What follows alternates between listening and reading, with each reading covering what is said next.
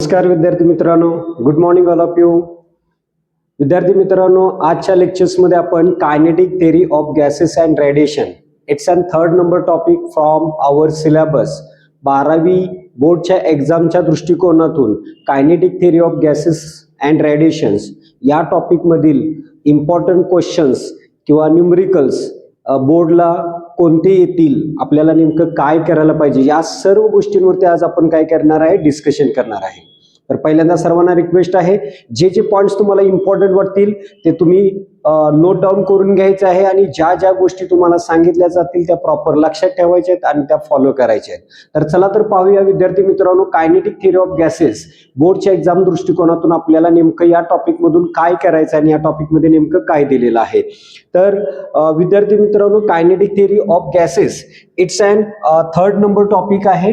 It's and what third number topic आहे, kinetic theory of gases. Kinetic theory of gases, theory of gases and radiation.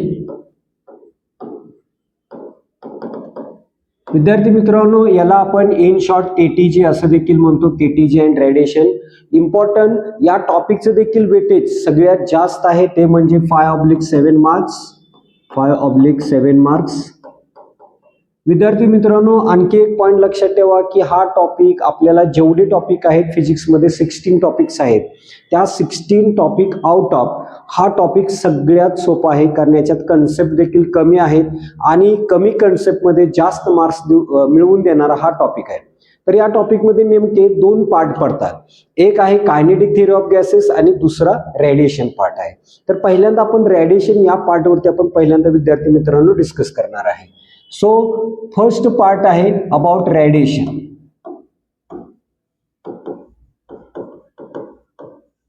या topic मध्ये विद्यार्थी मित्रांनो maximum definitions, पहिला part जो आहे तो मॅक्झिमम डेफिनेशन्स आहे. थेअरी ओरिएंटेड आहे. डेरिवेशन पार्ट मीन्स एक्सप्रेशन्स या टॉपिक मध्ये, रेडिएशन्स पार्ट मध्ये खूपच कमी, खूपच कमी आहे. सगळा थेरोटिकल पार्ट आहे, एक्सप्लेनेशन ओरिएंटेड पार्ट आहे. तर फर्स्ट रेडिएशन्स मध्ये येतात ते म्हणजे डेफिनेशन. डेफिनेशन याच्यामध्ये तुम्हाला डेफिनेशन्स कोणकोणत्या लक्षात ठेवायच्या आहेत इम्पॉर्टंट, तर ते आपण बघणार आहे. याच्यामध्ये पहिल्यांदा कोइफिशियंटच्या ज्या 4 डेफिनेशन्स आहेत. ओके, कोइफिशियंट ऑफ ऍब्सॉर्प्शन बघा, याच्यामध्ये ज्या येणाऱ्या डेफिनेशन आहेत, coefficient of absorption that represented by small, आणि याचा फॉर्म्युला येतो QA/Q. हा एक डेफिनेशन इम्पॉर्टंट आहे आणि फॉर्म्युला पण आहे, शॉर्ट आहे. Energy absorb by body and energy incident on body or given to the body आपण म्हणू शकतो.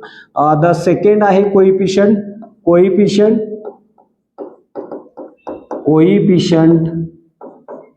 Of reflection. Coefficient of reflection that represented by small, आरने रिप्रेझेंट केला जाईल. Okay, coefficient of reflection that's represented by symbol R. Its formula QR/Q आहे. QR/Q आहे. The third coefficient आहे तो coefficient of transmission. Coefficient of transmission that represented by small t, आणि याचा formula आहे QT/Q. आणि the last but not least जो चौथा कोइफिशियंट आहे, coefficient of emission. Coefficient of emission that represented by small e, आणि याचा फॉर्म्युला आहे emissive power of body to the emissive power of black body. हा ratio येतो.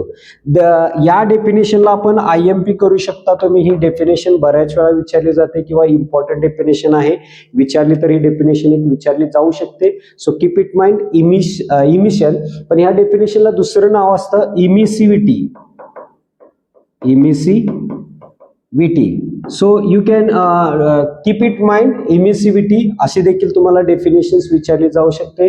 तर या कोइफिशियंट 4 कोइफिशियंट्स आहेत बघा. परत एकदा कोइफिशियंट्स बघा. Coefficient of absorption, coefficient of reflection, coefficient of transmission and coefficient of emission, यालाच इमिसिव्हिटी असं म्हटलं जातं. नेक्स्ट इम्पॉर्टंट डेफिनेशन या टॉपिक मध्ये आपल्याला येते ते म्हणजे emissive power. Emissive power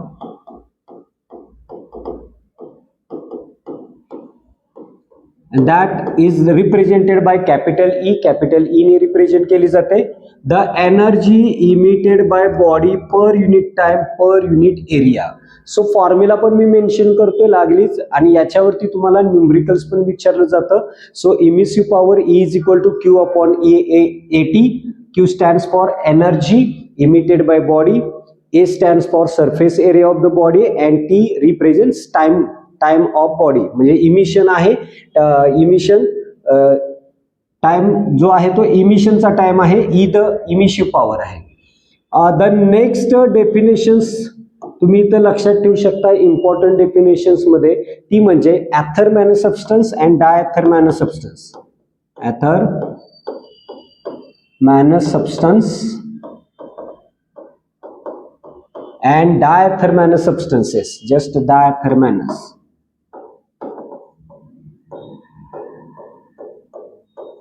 substances.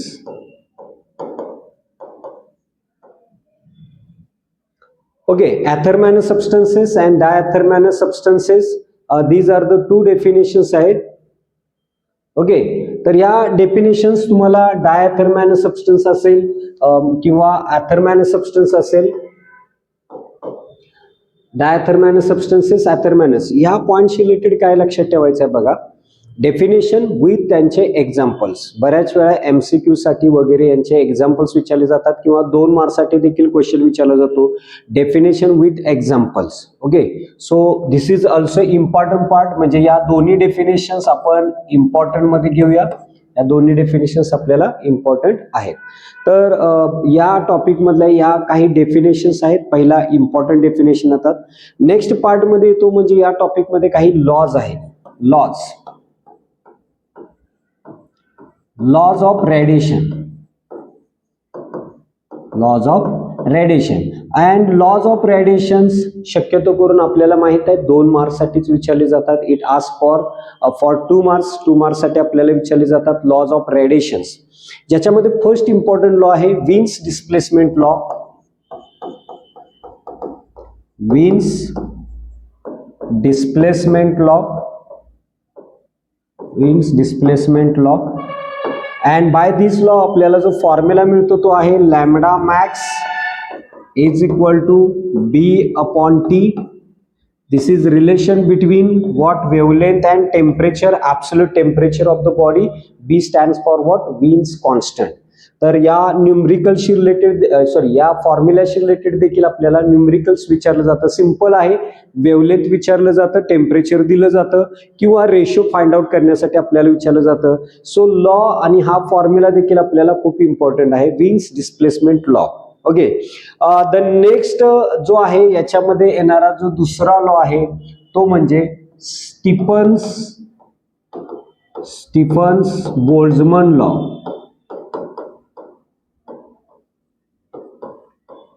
Stefan's Boltzmann law of radiations, that's second important law आहे. And by this law energy emitted by body per unit area per unit time is directly proportional असतं. इथं आपण एक proportional constant sigma, it's called as Stefan's constant, याची value तुम्हाला दिली जाते, पाठ करायची गरज नाही. Is directly proportional to the 4th power of its absolute temperature असते. सो बाय लॉ नुसार येणारा हा फॉर्म्युला आहे. And this formula for what? Black body साठी, for black body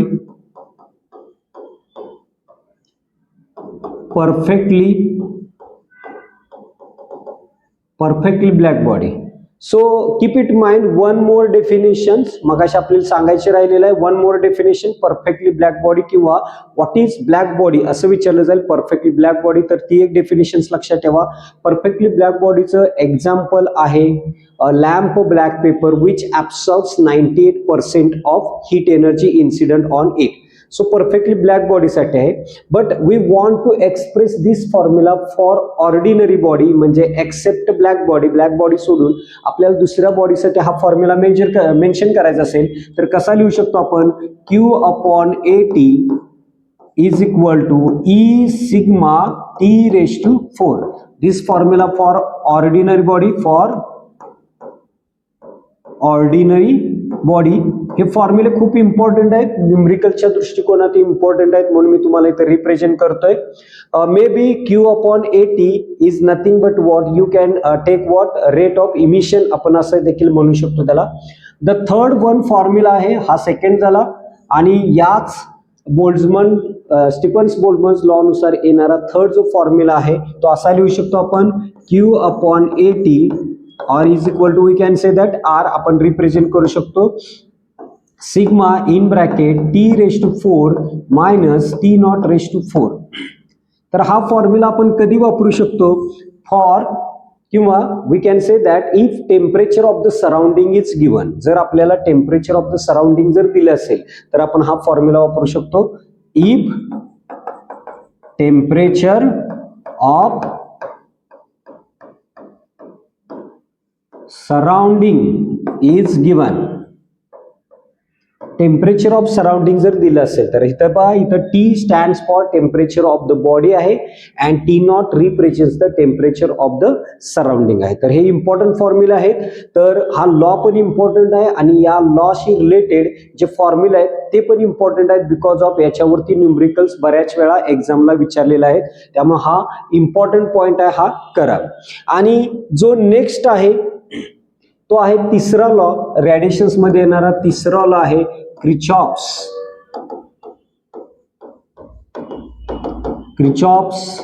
law of radiation. Kirchhoff's law of radiation याचा तुम्हाला state and prove विचारतात. A is equal to E हे प्रूव्ह करा.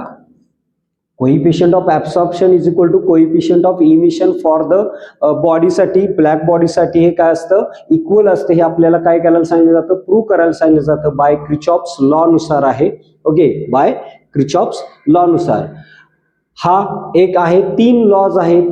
त्यानंतर आता मोठ्या प्रश्नांचा जर आपण विचार केला तर मोठा प्रश्न म्हणजे हाच एक आला, state and prove Kirchhoff's law. 3 मार्क्ससाठी डेरिव्हेशन विचारलं जातं, state and prove Kirchhoff's law of radiations असं विचारलं जातं. दुसरा आहे नेक्स्ट जो आहे Ferry's black body.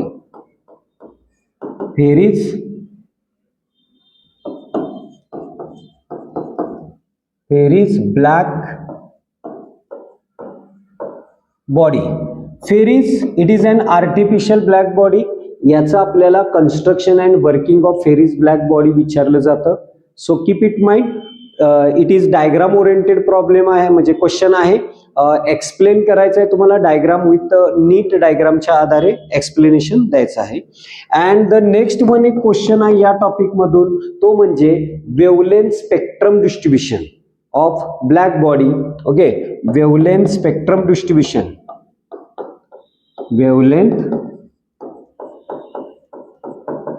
Spectrum distribution हा पण 3 मार्क्ससाठी क्वेश्चन विचारला जाऊ शकतो. It's also asked to you what for 3 marks. So 3 marks question 1, 2 and 3 या टॉपिक मधले हे 3 प्रश्न असे आहेत रेडिएशनशी रिलेटेड की जे तुम्हाला लॉंग क्वेश्चन्स म्हणून विचारले जाऊ शकतात फॉर 3 मार्क्ससाठी. So keep it mind these 3 questions for 3 मार्क्ससाठी आहेत. आणि याच्या अगोदर आपण बघितलेला जो पार्ट आहे तो कोणता आहे? About Stefan's law. हे न्यूमरिकलच्या दृष्टिकोनातून खूप इम्पॉर्टंट आहे, कीप इट माइंड. त्याच्या अगोदर आहे विन्स डिस्प्लेसमेंट लॉ आणि काही basic definitions, emissivity, athermanous substance, diathermanous substance, emissive power आहे अँड कोइफिशियंट्स आपण बघितलेले आहेत. तर या डेफिनेशन्स शिवाय परफेक्टली ब्लॅक बॉडी अशी एक डेफिनेशन्स आहे. तर ही डेफिनेशन्स तुम्हाला इथं लक्षात ठेवायचं आहे. दिस इज होल अबाउट व्हॉट आपण बघितलं रेडिएशन्स या पॉइंटशी रिलेटेड. आता आपण दुसरा जो पार्ट येतो तो आहे कायनेटिक थिअरी ऑफ गॅसेस. दुसरा पार्ट येतो तो आहे kinetic theory of gases. In short आपण याला बोलणार आहे केटीची केटीची आपण बोलणार आहे. या टॉपिक मध्ये पहिल्यांदा फ्री पाथ म्हणून एक डेफिनेशन्स आहे. फ्री पाथ बिफोर दॅट त्याच्या अगोदर आपल्याला 3 लॉज येतात. लॉज ऑफ गॅसेस हा एक पॉइंट लक्षात ठेवा. आपण फर्स्ट पॉइंट म्हणूया laws of gases. Laws of gases ज्याच्यामध्ये बॉयल्स लॉ आहे, चार्ल्स लॉ आहे, गे लुसॅक्स लॉ आहे. तर ते 3 लॉ एक लक्षात ठेवा. मे बी लॉ देखील विचारले जाऊ शकतात. मे बी एक सिंगल लॉ विचारला जाऊ शकतो फॉर 1 मार्क साठी. So keep it mind, laws लक्षात ठेवा. Then with the help of that law आपल्याला equation of an ideal gas येतं. आयडियल गॅस साठी येणारे equation PV is equal to nRT. हे एक लक्षात ठेवा. PV is equal to nRT. It is an ideal gas equation आहे. गॅसचे 2 प्रकार येतात. आयडियल गॅस आहे अँड रियल गॅस आहे. Ideal gas mean those gases follows the laws of gases means Boyle's law, Charles law, Gay Lussac's law. ते जे gas follows करतात हे लॉज त्यांना आपण आयडियल गॅस म्हणतो. आणि जे फॉलो करत नाही ते रियल गॅसेस असतात. तर असा हा एक पहिला पार्ट आहे. त्याच्यानंतर जे बिहेवियर ऑफ गॅस मॉलिक्यूल असतं ते काय करा, थोडंसं बघून जावा. त्यातले एखाद्या मार्क्ससाठी एखादा क्वेश्चन विचारला जातो. So assumptions of kinetic theory of gases means related to the gas molecules आहे. पण त्या गॅस मॉलिक्युलशी रिलेटेड एक डेफिनेशन विचारली जाते, free path. So free path ही एक डेफिनेशन्स करा, free path and about their expression. तो एक पॉइंट इथे करायचा आहे. आता या टॉपिकमध्ये पहिला मोठा या टॉपिकमध्ये येणारा बिगेस्ट क्वेश्चन आहे तो म्हणजे इक्वेशन ऑफ प्रेशर. तिसरा जो पॉइंट आहे equation of pressure of gas. Pressure of gas P is equal to 1/3 m/v into VRMS square. So these expressions तुम्हाला करायचं आहे. हे VIMP करूया आपण याला. दिस इज VIMP इक्वेशन. हे 4 मार्क्ससाठी किंवा 3 मार्क्ससाठी विचारलं जाऊ शकतं. सो हे एक्सप्रेशन्स आपल्याला खूप इम्पॉर्टंट आहे. Expressions for pressure of gas किंवा equation of pressure of gas याचं डेरिवेशन आहे बाय युझिंग 1 सिंपल डायग्राम आहे. तर हा तिसरा पॉइंट या टॉपिकमध्ये येतो. नेक्स्ट पॉइंट या टॉपिकमध्ये म्हणजे याच एक्सप्रेशनच्या आधारे तुम्हाला 2 छोटे छोटे प्रश्न विचारले जातात. त्याच्यामध्ये बघा मी 4 नंबरला लिहितोय kinetic energy of gas. So kinetic energy of gas is equal to 3/2 PV असे एक्सप्रेशन येतं. हा फॉर्म्युला देखील लक्षात ठेवा. और we can write down 3/2 RT/m. हे 2 फॉर्म्युले लक्षात ठेवा. याच्यावरती छोटे छोटे न्यूमरिकल्स विचारले जातात 2 मार्क्ससाठी. सो हा टॉपिक खूप इम्पॉर्टंट आहे आपल्याला आणि त्याच्यातले छोटे छोटे न्यूमरिकल्स आपल्याला विचारले जातात. तर हा चौथा पॉइंट येतो आणि हा पण पॉइंट आपण प्रेशरचं जे एक्सप्रेशन आहे त्याच्याशीच रिलेटेड हा पॉइंट येतो. आणखी एक पॉइंट येतो शो दॅट असं विचारलं जातं. 5th number point show that VRMS म्हणजे रूट मीन स्क्वेअर व्हॅल्यू और velocity of gas molecule is directly proportional असते square root of it's absolute temperature. और डायरेक्टली प्रोपोर्शनल आपण kinetic energy of gas directly proportional आपण दाखवू शकतो because of R constant आहे, M constant आहे, T is a temperature which varies होत असतं. So directly proportional to the temperature असतं ते कायनेटिक एनर्जी. आणि RMS स्पीड अंडर रूट आहे डायरेक्टली. ह्यात कन्फ्युजन होईल. जरा प्रश्न वाचताना नीट वाचा आणि एक्झॅक्ट कुणाशी रिलेटेड विचारलेला प्रश्न तो तुम्हाला इथं बघायचा आहे.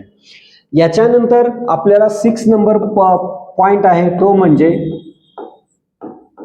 Mayer's relation. Mayer's relation CP minus CV is equal to gamma is equal to R gas constant. So this is the Mayer's relation. हे मेयर्स रिलेशन एक इम्पॉर्टंट आहे. हा देखील आपल्याला 3 मार्क्ससाठी याच्याशी रिलेटेड क्वेश्चन असतो. हे जे विचारले जातात हे 2 मार्क्ससाठी क्वेश्चन्स आहेत. 2 मार्क्ससाठी आपल्याला विचारले जातात. And the last but not list आपल्याला जो क्वेश्चन या टॉपिक मध्ये येतो म्हणजे कायनेटिक थिअरी ऑफ गॅसेस मध्ये जे एक्झामच्या दृष्टिकोनातून इम्पॉर्टंट पॉइंट्स आहेत त्यातला 7 नंबरचा पॉइंट आपण घेतोय तो म्हणजे specific heat ratio. Specific heat ratio. Specific heat ratio आपल्याला 3 पॉइंट्स रिलेटेड आहेत. एक आहे mono atomic gas. Mono atomic gas specific heat ratio. Second आहे diatomic. Diatomic gases. And third आहे पॉलीॲटॉमिक.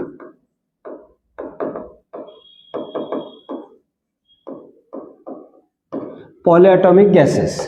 तर स्पेसिफिक हीट रेशोच विचारले जातात. स्पेसिफिक हीट रेशो म्हणजेच gamma is equal to CP upon CV.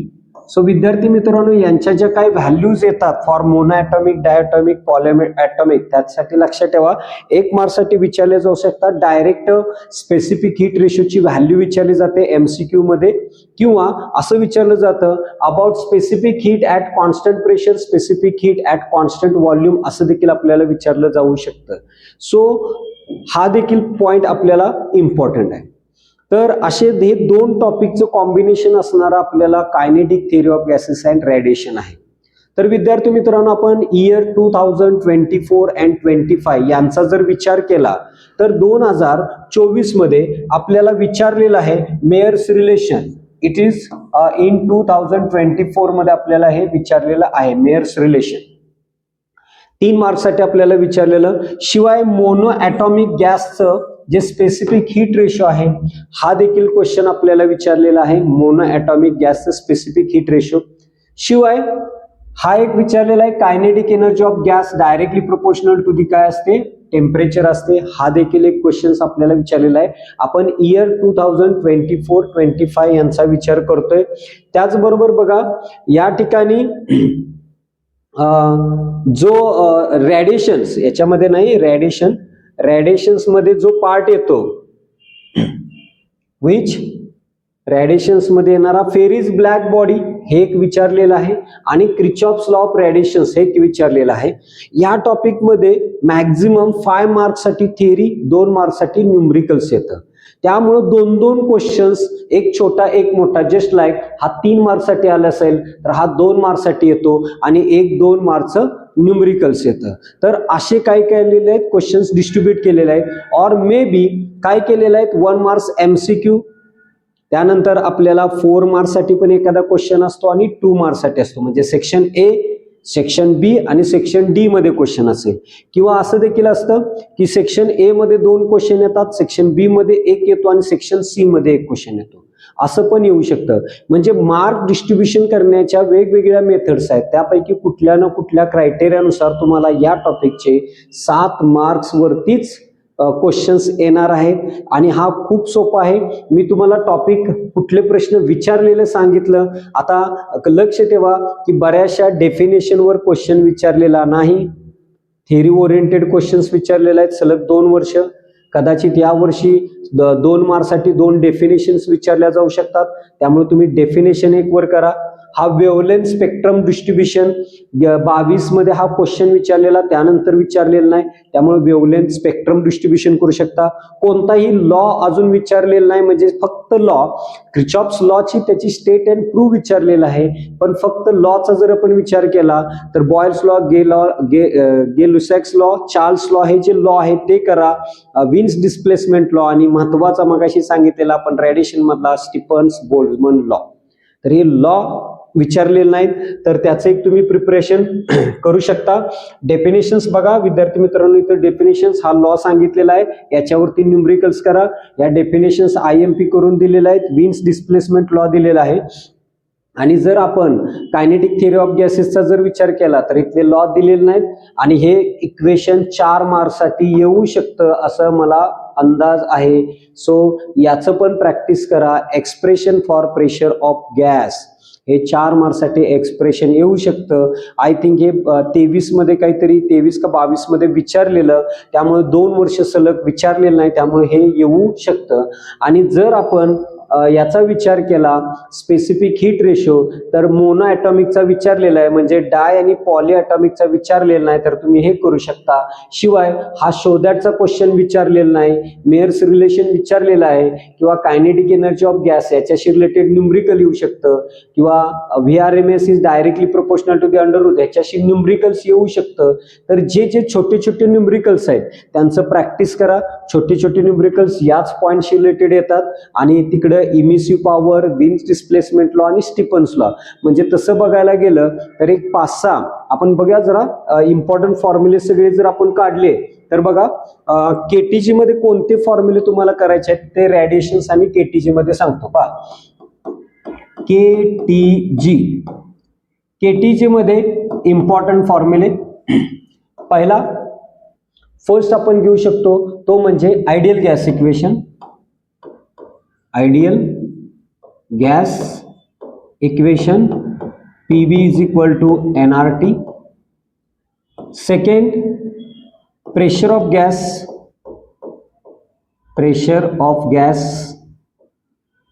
P is equal to 1/3 m/v VRMS square. याच्यावरूनच formula तुम्हाला वेगवेगळ्या पद्धतीने तुम्ही अरेंज करून न्यूमरिकल सॉल्व्ह करू शकता. तिसरा formula VRMS directly proportional to the under root temperature, याच्यावरती बऱ्याच वेळा एक्झाम्पल्स विचारलेला आहे, रेशो वगैरे विचारलेला आहे, तर याचं एक प्रॅक्टिस करा. फोर्थ नंबर आहे kinetic energy of gas. Kinetic energy of gas 3/2 PV और 3/2 RT/m.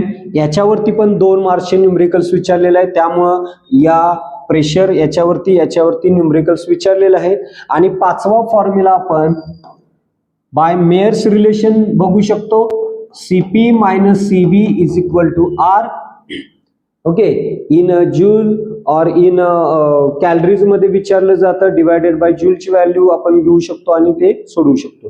तर इम्पॉर्टंट फॉर्म्युले केटीजीचा जर आपण विचार केला तर हे 5 फॉर्म्युले आहेत, पण 5 फॉर्म्युलापैकी 1, 2, 3 या 3 फॉर्म्युल्यावर मॅक्झिमम न्यूमरिकल्स तुम्हाला विचारलेले आहेत. तर यांचं प्रॅक्टिस करा. यांच्यावरती असणारे छोटे छोटे न्यूमरिकल्स आहेत त्यांचं प्रॅक्टिस करा.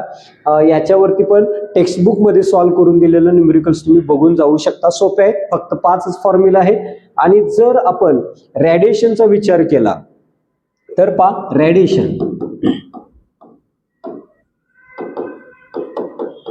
विच वन, रेडिएशनचा जर आपण विचार केला तर रेडिएशन्स मध्ये पहिला इम्पॉर्टंट फॉर्म्युला आहे ते म्हणजे कोइफिशियंटचे फॉर्म्युले. कोइफिशियंट्स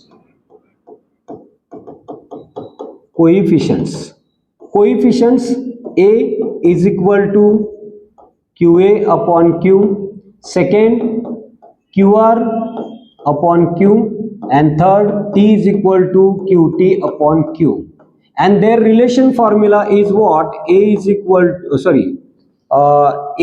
plus R plus T is equal to 1. So यांच्यावरती स्मॉल न्यूमरिकल्स विचारले जाऊ शकतात. मे बी असा पण असतो 1 मार्क्ससाठी R and T व्हॅल्यू देतात, A विचारला जाईल, A आणि R दिला जाईल, T विचारला जाईल, कोणतीही आउट ऑफ 3 व्हॅल्यूज 2 व्हॅल्यूज दिल्या जातील अँड थर्ड व्हॅल्यूज तुम्हाला विचारली जाऊ शकते. तर हे देखील आहे. सेकंड आहे कोइफिशियंट नंतर इमिसिव्ह पॉवर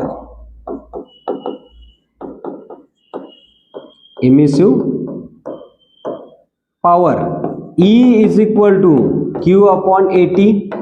याच्यामध्ये पण 4 व्हॅल्यूज आहेत, 4 आउट ऑफ 3 व्हॅल्यूज दिल्या जातात, 4th व्हॅल्यूज आपल्याला विचारली जाते.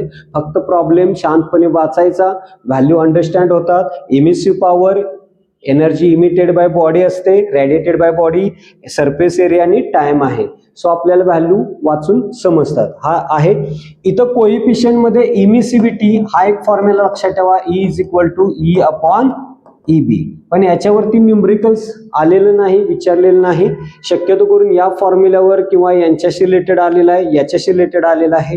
तिसरा जर आपण बघितला तर बाय विन्स आहे lambda max is equal to B upon T. याच्यावरती पण छोटे न्यूमरिकल्स असतात, विचारले जातात. सिंपल आहे. त्याच्यामध्ये एक व्हॅल्यू दिली जाते, एक व्हॅल्यू कॉन्स्टंटच आहे, विन्स कॉन्स्टंट आहे. नेक्स्ट आहे बाय स्टीफन्स लॉ नुसार येणारे 3 फॉर्म्युले मगाशी मी मेन्शन केलेले. क्यू अपॉन ए टी हे आय एम पी आहे is equal to sigma T raise to 4 and the second one is Q upon A T is equal to sigma in bracket T raise to 4 minus T naught raise to 4. तर या फॉर्म्युलाशी related तुम्हाला practice करायचं आहे. आता विचार करा, याच्यामध्ये फक्त 4 फॉर्म्युले आहेत आणि केटीजी मध्ये 5. म्हणजे तसं बघायला गेलं तर फक्त आणि फक्त 9 फॉर्म्युलेज आहेत.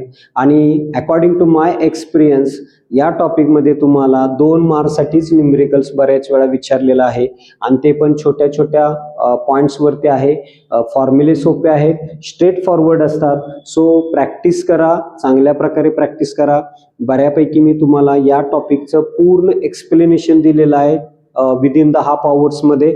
अर्ध्या तासामध्ये आपण पूर्ण टॉपिक डिस्कस केला. कोणते पॉइंट्स आहेत, काय करायला पाहिजे, फॉर्म्युले वगैरे कोणते आहेत, सगळं आपण इथं एक्सप्लेन केलेलं आहे. तुम्ही याचं प्रॉपर प्रिपरेशन करा. आय होप सो की तुम्हाला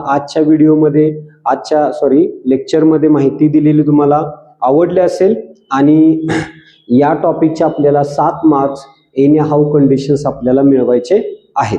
ओके, सो तुम्हाला या टॉपिकच्या प्रिपरेशनसाठी माझ्याकडून खूप खूप शुभेच्छा. तुम्हाला या टॉपिकचे फुल मार्क्स मिळो यासाठी देखील माझ्याकडून शुभेच्छा. फक्त प्रॉपर वेनी समजून घ्या. काही पॉईंट समजले नाही तर तो व्हिडिओ परत परत बघा, पण पॉईंट समजून घ्या. डेफिनेटली तुम्हाला समजेल की इम्पॉर्टंट पॉईंट्स काय आहेत, किती मार्क्ससाठी कुठले क्वेश्चन्स विचारले जातात. आपण प्रत्येक गोष्ट याच्यात डिस्कस केलेली आहे. Okay, so thank you very much all of you. भेटूया आपण नेक्स्ट लेक्चर्समध्ये. Thank you very much.